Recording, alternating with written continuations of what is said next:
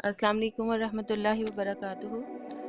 हुज्जाज बिन यूसुफ के दौर में मुख्तलिफ बगावतें होती रही हैं जिनको हुज्जाज बड़ी सख्ती से कुचलता रहा है। तो उसने फ़ौजियों को हुक्म दिया कि इन सबको कत्ल कर दिया जाए। जल्लादों ने कत्ल करना शुरू किया। जब एक अराबी बाकी रह गया तो नमाज का वक्त हो गया।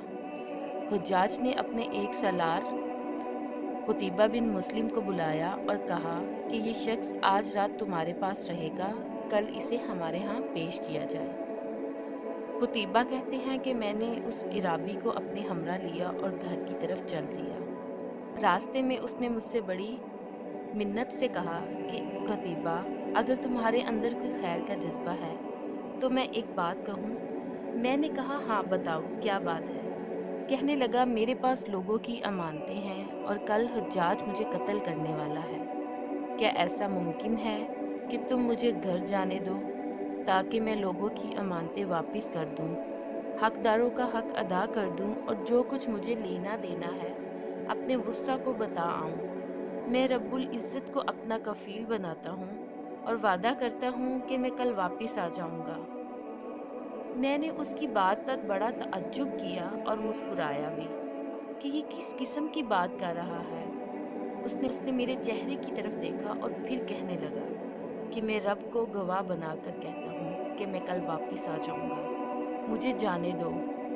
मैं मुसलसल इनकार करता रहा कि ये कैसे मुमकिन है कि तुम्हें छोड़ दूँ और तुम वापस आ जाओगे। उस शख्स का इसरार जारी रहा और मुसलसल मेरी मन्नत समाजत करता रहा, हत्ता कि मुझे उस पर तरस आ गया और इतबार कर लिया। चुनांचे मैंने उसे घर जाने की इजाज़त दे दी। जैसे ही उसे इजाज़त मिली वो फ़ौरन अपने घर रवाना हो गया और उधर उसके जाने के बाद मुझे पछतावा लग गया कि मैंने ये क्या कर दिया, इसे क्यों छोड़ दिया। ये मुमकिन ही नहीं कि वो वापस आए। उधर हुज्जाज का डर कि इसको कैदी ना दिया तो उसका मेरे साथ क्या सलूक होगा। बहरहाल वो रात मेरी ज़िंदगी की सबसे भयानक रात थी जो मुसलसल गम और मनाजात में गुजरी। अगले दिन सुबह सवेरे ही मेरे घर का दरवाज़ा किसी ने खटखटाया। मैं फ़ौरन बाहर गया, देखा तो वो अराबी दरवाजे पे खड़ा था। मैंने उसको देखा तो मेरी जान में जान आई। पूछा कि वापस आ गए हो? कहने लगा, हाँ, तुम्हारे सामने तो खड़ा हूँ। दरअसल मुझे एतबार नहीं आ रहा। उसने कहा, जब मैंने रब्बुल इज़्ज़त को अपना कफ़ील बनाया था तो वापस कैसे ना आता। मैं उसे हमरा लेकर हुज्जाज के पास रवाना हुआ। कैदी को मैंने दरबान के पास छोड़ दिया।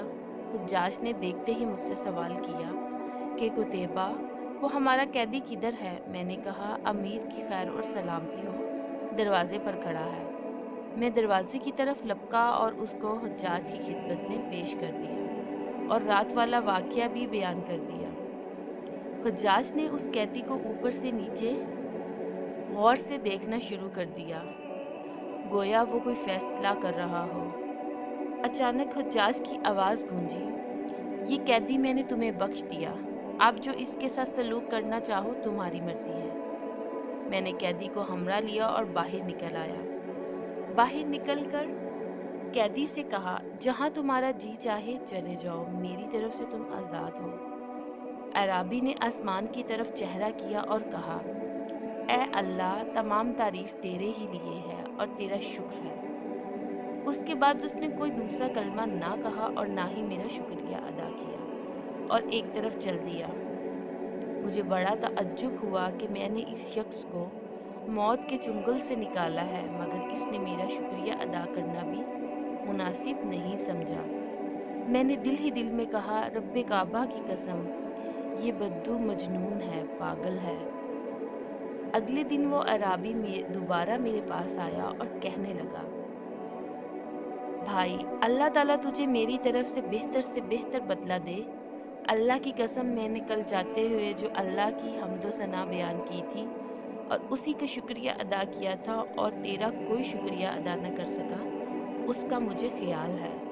तुम बुरा मत मानना, मैंने ऐसा इसलिए किया कि ये बात मुझे अच्छी ना लगी कि अल्लाह ताला की हम्दो सना और उसके शुक्र में किसी गैर को शरीक करूं।